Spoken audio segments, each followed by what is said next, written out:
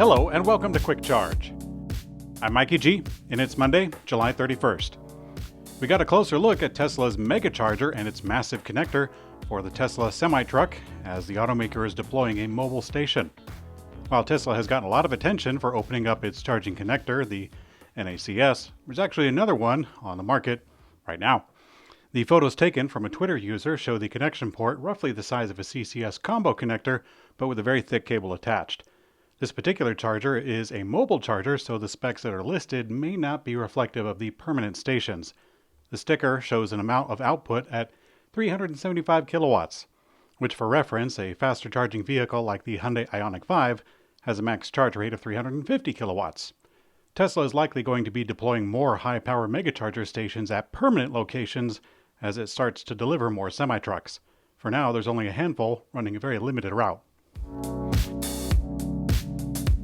Uber is announcing that it is buying 100 Tesla Model Ys to deploy in Tokyo as part of a new program. Uber announced that it is working with Tesla Japan and Hito Marukatsu, a local taxi service, to make them available through the Uber Premium service. The first 30 Model Ys are expected to arrive in November, and the rest of them expected by the end of 2024. Tesla has had issues penetrating the Japanese market, which notoriously favors domestic brands and also favored hydrogen fuel cell and battery electrified vehicles like hybrids. The use of Tesla vehicles in local ride-hailing services might help familiarize people with the vehicles and hopefully get a little more market penetration. A so-called unidentified electric vehicle made front-page news in a small-town paper in Montana when the vehicle owner charged it from a public outlet on Main Street. Now, the drama was reported by the local paper, and then it was picked up by the Montana Free Press. On the very front page, right beside stories of the upcoming pet parade and a weekly cribbage meetup at the senior center, a large photo of a Tesla Model Y plugged into a public outlet appears with the caption that says, "Borrowed Volts." It states that this may be the first electric vehicle charged in town, but also muses about whether the unidentified vehicle had to pay for its illicit gains. Now, the Tesla driving couple, who were from Los Angeles, were actually in town for several days, volunteering at the annual Dino Shindig at the museum. The local paper accused the drivers of electricity theft, so they went to the electricity headquarters and kindly paid $60 for several days' worth of use, and all parties had a good laugh. The electric company staff said that they'll need to get with the times and is now considering installing an electric car charger in town. If you're curious, at Montana's average 12 cents per kilowatt hour prices, $60 is enough for about 1,700 miles of driving using Tesla's optimistic estimates. The newest electric SUV is about to hit the streets in the U.S. Chevrolet confirmed on Monday that its Blazer EV is leaving the production facility and will be delivered to customers very soon, and they gave us some finalized prices and availability. And not all the details for all the trim levels are out, and honestly it's a little confusing. Chevrolet has the RS all-wheel drive costing less than the rear-wheel drive version, and there are options for all-wheel drive, rear-wheel drive, and front-wheel drive, and it just gets more confusing from there because dealers will start marking them up or down or whatever. But this much we do know. They have the 2LT trim that starts at an MSRP of $56,715. The RS all-wheel drive is $60,212. Now, both of these with 279 miles of range. The RS rear-wheel drive costs $61,790, and it scores 320 miles of range. General Motors revealed over a year ago that the base model would start around $45,000, and that is the 1LT trim that has not quite been clarified all the way quite yet. Toyota has new plans for their Chinese segment that call for accelerating design and development of smart cockpits to enhance the driving experience with modern interior and built-in AI. Now, Toyota is clearly trying to recoup some of their losses from the Chinese market. They also plan to significantly reduce manufacturing costs through 3 initiatives. These include developing a local supplier base, reviewing parts designs, and reforming production and manufacturing to regain competitiveness. Now, meanwhile, the automaker is sticking to its multi-pathway approach, which for them just means that they're selling electric vehicles, plug-in hybrids, hydrogen fuel cells, and more.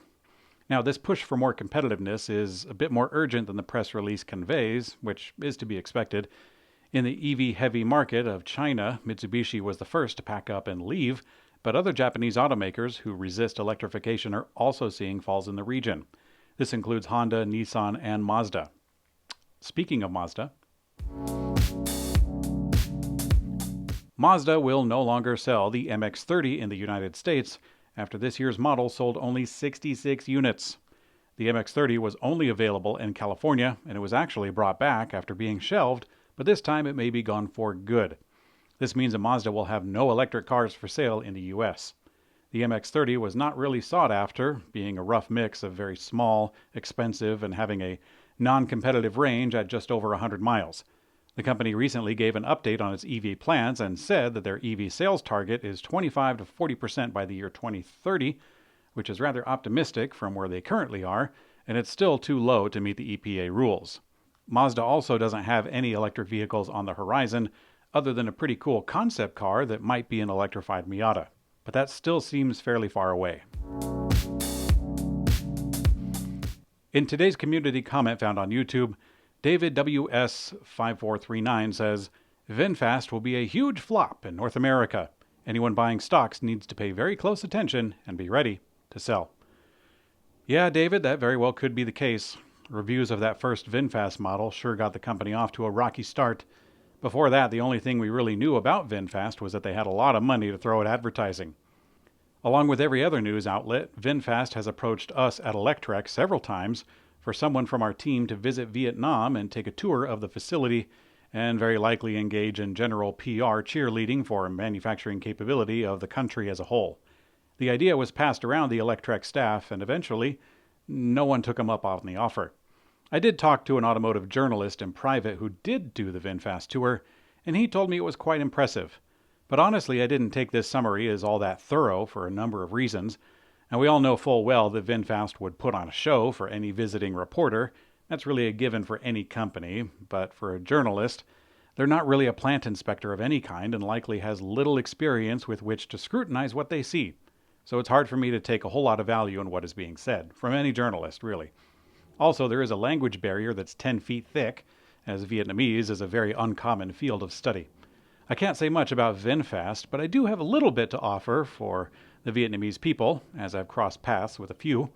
I've been told in the current social climate that Vietnamese people really dislike China, and surprisingly, they really like the West, and in particular, the United States.